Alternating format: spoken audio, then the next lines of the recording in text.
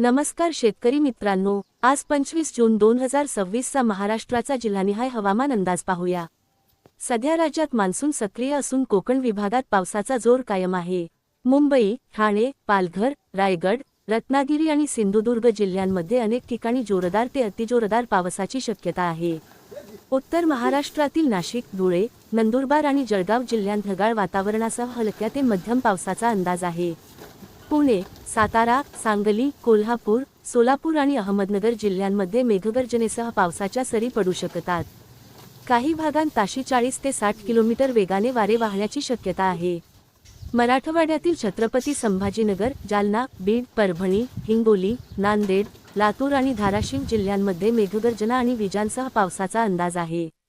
विदर्भातील नागपूर, वर्धा, भंडारा, गोंदिया, चंद्रपूर, गडचिरोली, अमरावती, अकोला, बुलढाणा, वाशिम आणि यवतमाळ जिल्ह्यांत मेघगर्जना, विजांचा कडकडाट आणि काही ठिकाणी जोरदार पावसाची शक्यता आहे।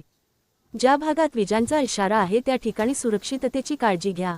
अशाच हवामान आणि मान्सूनच्या ताज्या अपडेटसाठी आपली शेती चॅनलला सबस्क्राईब करायला विसरू नका।